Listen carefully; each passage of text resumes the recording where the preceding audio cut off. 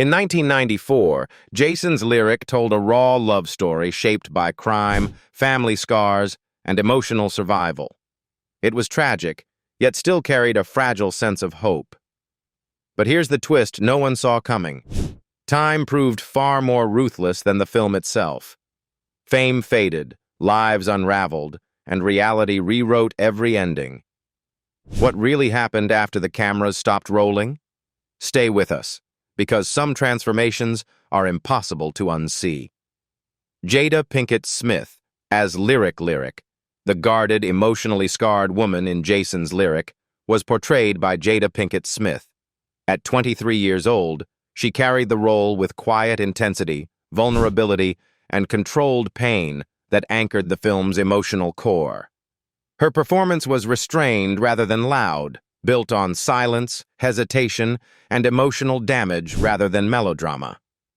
Jada Corinne Pinkett Smith was born on September 18, 1971, in Baltimore, Maryland. As her career expanded beyond Jason's lyric, she encountered an industry that rarely protected her. Hollywood imposed limits, typecasting, racial bias, and the constant pressure to be both strong and agreeable. She moved from one demanding project to another, often praised for intensity, while being quietly denied stability or creative control. The emotional toll of that imbalance accumulated. Despite high-profile work such as The Matrix Reloaded and The Matrix Revolutions, she has spoken about feeling invisible inside systems that profited from her image without fully embracing her voice. Projects rose and fell, some celebrated, others dismissed, reinforcing a recurring message that her success was conditional. That uncertainty bred exhaustion, self-doubt, and long stretches of emotional isolation behind public confidence. Over time, that strain manifested physically. Jada was diagnosed with alopecia areata, an autoimmune disease that causes sudden hair loss and carries deep psychological weight, especially for a woman constantly scrutinized on camera. She described the experience as frightening and destabilizing, losing control of her own body while the world watched and commented. The condition exposed the cruelty of spectacle and the cost of vulnerability. Today, Jada Pinkett Smith is 55 years old. She remains active as a producer, author, and cultural commentator, continuing long-form storytelling projects and public conversations centered on healing, identity, and accountability. Her estimated net worth of around $50 million reflects decades of work built not on scandal, but on endurance, reinvention, and survival within an unforgiving industry. Payne as Jason Alexander. Jason Alexander, the wounded romantic lead in Jason's lyric, 1994, was portrayed by Payne. At 26 years old, he carried the film with quiet restraint, building Jason through pauses, lowered eyes, and unresolved grief. His performance fixed his image as a serious romantic lead of the 1990s. Payne was born on July 7, 1968, in Harlem, New York City. After early momentum with New Jack City, 1991, and Jason's lyric, his career entered a prolonged stretch of uncertainty. Hollywood's tastes shifted rapidly at the end of the decade, and roles that once seemed natural stopped arriving. The pressure of being labeled a 1990s romantic narrowed opportunities, leaving long gaps between substantial projects and creating quiet financial anxiety. However, the emotional toll of professional erosion became its own burden. He endured the slow fade that many actors face, auditions without callbacks, scripts that never materialized, and the internal strain of watching peers advance while momentum stalled. The death of his mother in 2012 compounded that weight, tightening grief around an already fragile sense of direction. Work before 2026 reflects persistence rather than spectacle. Payne stabilized through television, most notably as C.J. Payne on Tyler Perry's House of Payne, 2006 to 2020, a role that restored routine, visibility, and income after years of inconsistency. He also revisited earlier successes with stage adaptations like New Jack City, Live on Stage, 2022, reconnecting with audiences who remembered his early impact. By 2026, Alan Payne is 58 years old. He remains selective, working steadily when the right projects appear and avoiding the churn that once drained him. With an estimated net worth of about $5 million, built largely from long-form television and residuals, his story is one of endurance, choosing longevity over noise. Forrest Whitaker as Mad Dog, the violent, psychologically fractured veteran in Jason's Lyric, was portrayed by Forrest Whitaker. At 33 years old, he delivered one of the film's most disturbing performances, rooted in rage, trauma, and emotional collapse. The role demanded total immersion into brutality and instability. It left an impression that was impossible to shake. Forrest Stephen Whitaker was born on July 15, 1961, in Longview, Texas. His career has been defined by intensity rather than comfort, shaped by roles that required him to inhabit damaged, broken, or morally conflicted men.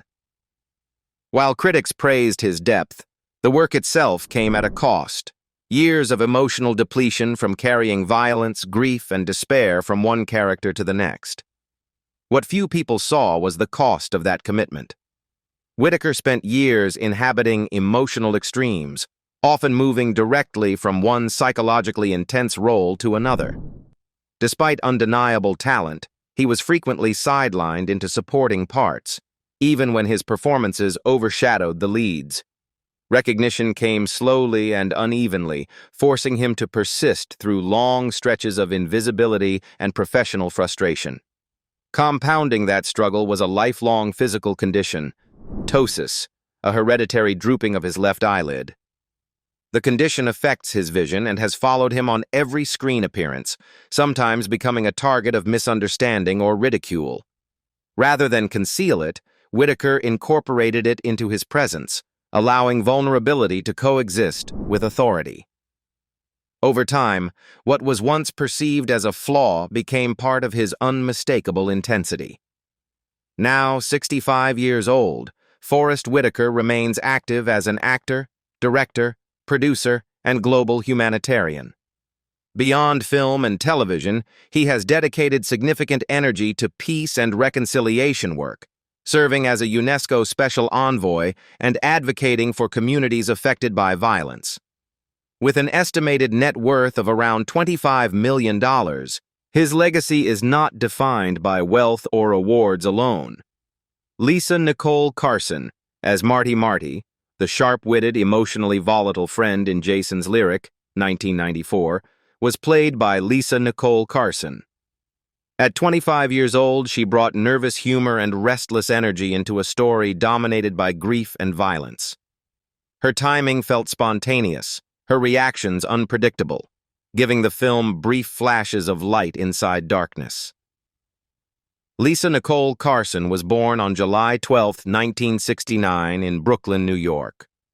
Her career accelerated quickly, but the speed came with pressure she was never given tools to manage. Television embraced her expressive style, yet the industry treated her as replaceable, demanding constant availability without stability. Even while gaining attention through work like Devil in a Blue Dress, 1995, the momentum felt fragile, dependent on staying on at all times, with little tolerance for exhaustion or vulnerability. That fragility shattered at the peak of her visibility. While appearing regularly on Ally McBeal, the strain of production schedules, public scrutiny, and internal imbalance collided.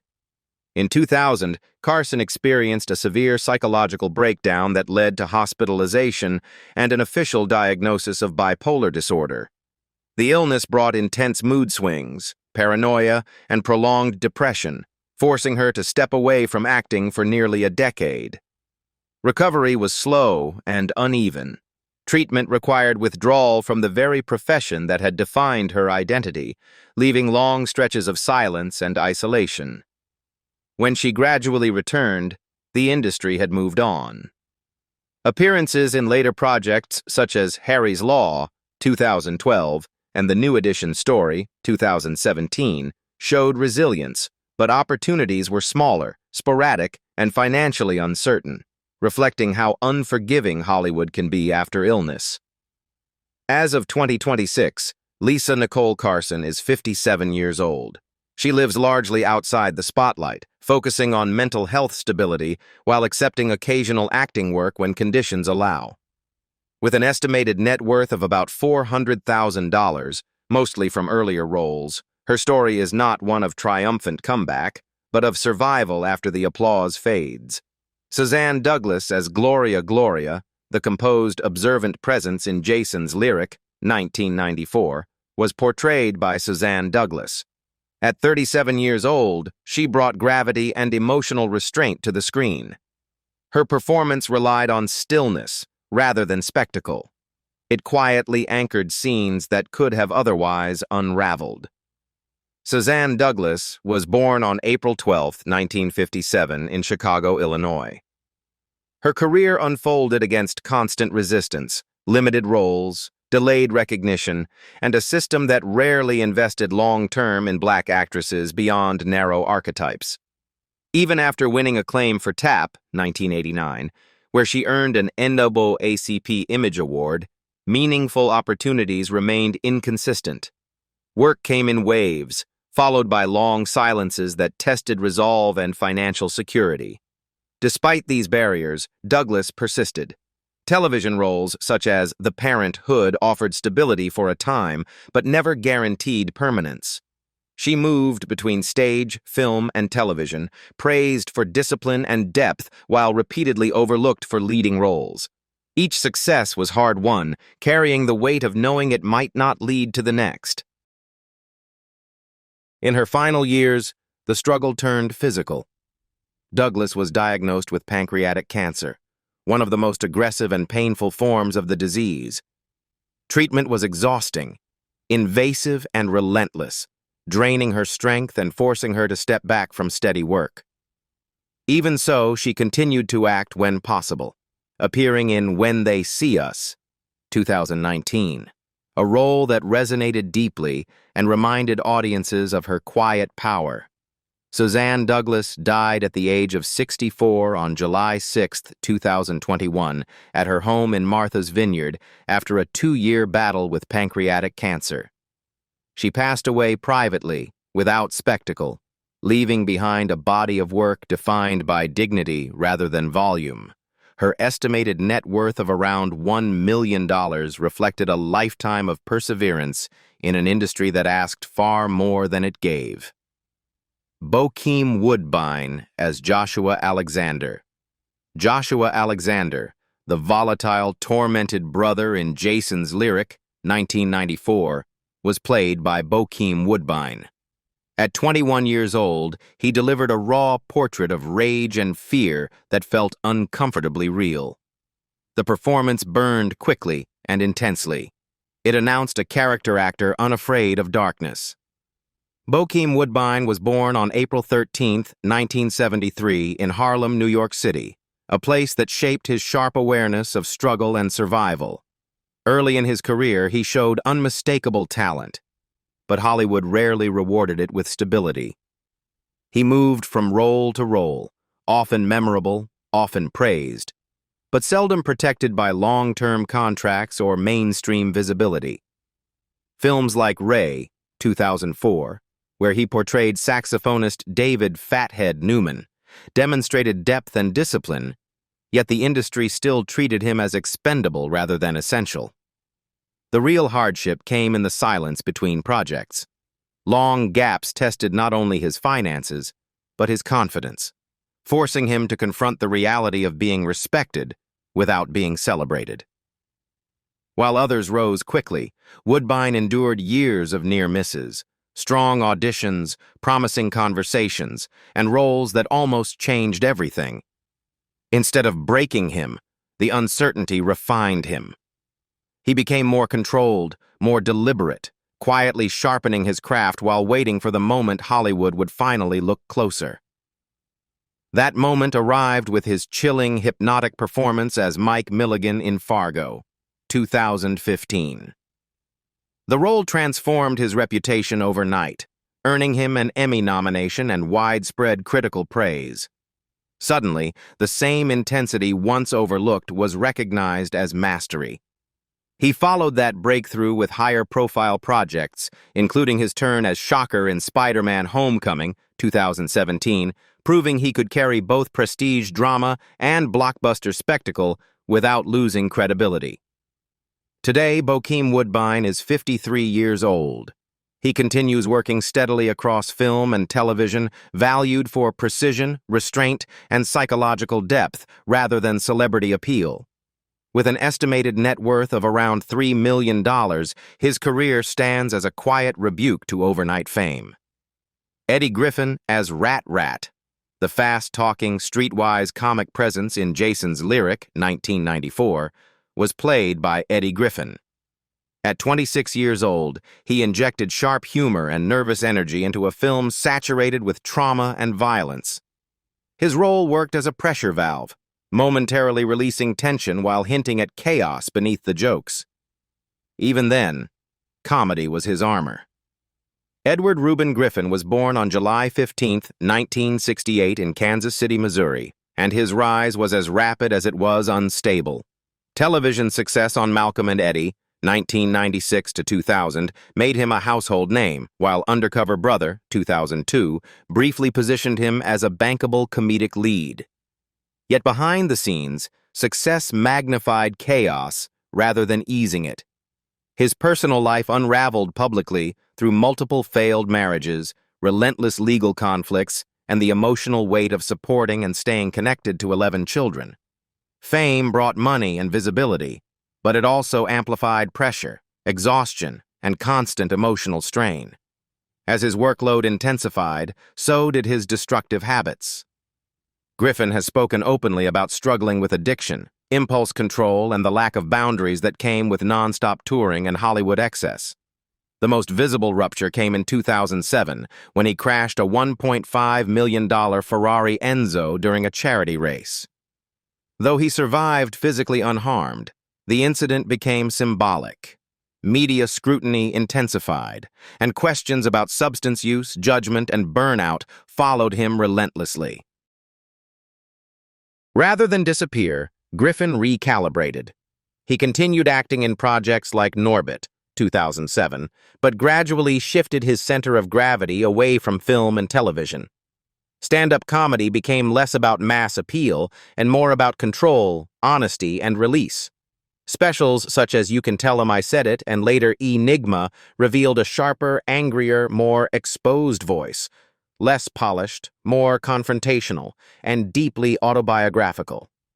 Comedy turned into therapy, confession, and confrontation all at once, even as controversy and criticism trailed close behind. Today, Eddie Griffin is 58 years old.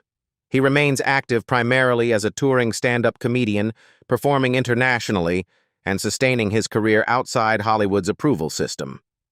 With an estimated net worth of around $4 million, his life resists a neat redemption arc. Instead, it tells a story of prolonged turbulence. Anthony Treach Criss as Alonzo, the volatile, intimidating presence in Jason's Lyric, 1994, was portrayed by Anthony Treach Criss. At 24 years old, he brought raw aggression and unpredictability to the screen. His performance drew directly from lived intensity rather than polish. It felt dangerous because it was personal. Anthony Criss was born on December 2, 1970, in East Orange, New Jersey. His early fame with Naughty by Nature exploded after the global success of OPP, which earned a Grammy Award and cultural dominance. But success fractured quickly. Internal group conflicts, financial disputes, and industry pressure strained his identity as both rapper and actor, leaving him caught between loyalty and survival. Personal turmoil deepened that fracture. His high-profile marriage to Peppa of Salt and Peppa ended in a bitter divorce in 2001, followed by a prolonged and painful custody battle over their daughter, Egypt Criss. The emotional toll was severe, unfolding under constant media scrutiny. At the same time, his acting opportunities, such as Juice, 1992, and later Nothing to Lose, 1997, never fully replaced the momentum of his music career. However, Treach has spoken about emotional strain, anger, and the psychological weight of fractured fame. Years of conflict, professional and personal, left him guarded and combative, shaping both his public persona and creative output. Music releases slowed, acting roles became sporadic, and stability proved elusive. He continued working selectively in film, television, and music, appearing in projects like Feast, 2005, and maintaining underground music ties. Today, at 56 years old, he remains active but far removed from mainstream dominance. With an estimated net worth of around $2 million, his legacy reflects brilliance marked by conflict, talent forged in intensity, and survival won at a heavy emotional cost. Lahmard J. Tate as Ron, the loyal but emotionally restrained friend in Jason's Lyric, 1994, was portrayed by Lahmard J. Tate. At 24 years old, he played Ron with quiet tension and suppressed loyalty, standing just outside the film's central storm. His performance was subtle rather than explosive. It reflected a man used to being present but rarely seen. Lahmard J. Tate was born on January 7, 1970 in Chicago, Illinois. From early in his career, he carried a burden that never appeared on screen: constant comparison. As the older brother of Lorenz Tate, whose breakout roles catapulted him into stardom, Lahmard's progress unfolded in the shadow of someone else's spotlight. Even when he delivered solid work in films like Don't Be a Menace to South Central While Drinking Your Juice in the Hood, 1996, casting doors opened more slowly, and leading roles remained elusive. The pressure of that imbalance shaped his professional life. While he continued working steadily, opportunities rarely matched his ability or ambition. Supporting parts in ensemble films such as Barbershop, 2002, kept him visible but reinforced a ceiling he struggled to break. Industry perception hardened quietly, reliable, capable, but never the face. That repetition bred frustration, especially as years passed and momentum failed to accelerate. As a result, the emotional wear of long-term under-recognition became its own form of strain. Remaining active without forward movement required discipline and restraint. He shifted focus behind the camera, taking on producing roles to regain control over creative direction, a strategic move born from necessity rather than comfort. At 56 years old, he remains active in the industry, respected for persistence rather than fame. With an estimated net worth of around $2 million, his career tells a quieter story, one of endurance in a business that rarely rewards patience. Bebe Drake as Miss Murphy. Ms. Murphy, the grounded, observant older woman in Jason's Lyric, 1994, was portrayed by Bebe Drake. At 54 years old, she brought lived-in authority and emotional steadiness to the film. Her presence carried weight without demanding attention. It was the kind of performance shaped by decades, not moments. Bebe Drake was born on September 28, 1940, in Baltimore, Maryland. By the time she appeared in Jason's Lyric, she had already built a long career across stage, film, and television. Yet longevity did not guarantee security. As Hollywood aged past her, roles thinned, appearances shortened, and the demand for seasoned black actresses narrowed sharply. Work continued, but consistency faded. Professional strain intensified with age. Drake moved from substantial supporting parts to brief guest appearances, often uncredited in impact if not in name. Films like Friday After Next, 2002, and later Wild Hogs, 2007, kept her working, but not insulated from financial pressure. Decades of contribution did not translate into comfort, exposing how quickly experience can be undervalued. Besides, aging itself became a silent adversary. The physical demands of long shooting days, combined with fewer offers, gradually pushed her toward the margins of the industry. Remaining visible required constant effort. Drake, even, continued accepting roles whenever possible, including late career appearances such as Influence, 2020, demonstrating commitment long after mainstream attention had moved on. By 2026, she is 86 years old, largely retired from active production. With an estimated net worth of around $1 million, her legacy rests not on wealth, but on resilience. More than 70 screen credits earned across generations that rarely paused to say thank you. Wayne Dehart as Street Preacher, the haunting, symbolic figure in Jason's Lyric, 1994, was played by Wayne Dehart. At around 44 years old, he appeared briefly yet memorably, embodying warning, regret, and spiritual unease. The role had few lines but heavy meaning. His presence felt less like a character and more like a voice of fate. Wayne Dehart was born around 1950 in the United States, and his career unfolded far from stardom. He spent decades working as a supporting actor, repeatedly cast in small, nameless, or symbolic roles that rarely brought recognition. Even after a strong appearance as Mac in A Perfect World, 1993, Hollywood did not reward him with momentum. Instead, he returned to the margins, auditioning constantly, accepting short scenes, and living with the quiet frustration of being dependable, but invisible. The struggle was not scandal, but obscurity. Dehart appeared in respected films like RoboCop 2, 1990, Looper, 2012, and Dark Angel, yet his name rarely appeared in headlines. Television brought steady but fleeting work. Walker, Texas Ranger, Prison Break, Breaking Bad, often for a single episode. Each role required full commitment, but none guaranteed security. The emotional toll came from repetition, proving talent again and again without advancement. As years passed, casting opportunities narrowed further, and physical endurance became harder to maintain in an industry that rarely pauses for character actors. Still, Dehart persisted. Late career appearances, such as The Peanut Butter Falcon, 2019, showed quiet dignity. An older actor still working, still relevant, even as attention drifted elsewhere. By 2026, Wayne Dehart is approximately 76 years old. He has largely stepped back from regular screen work, his career defined not by fame, but by longevity and reliability.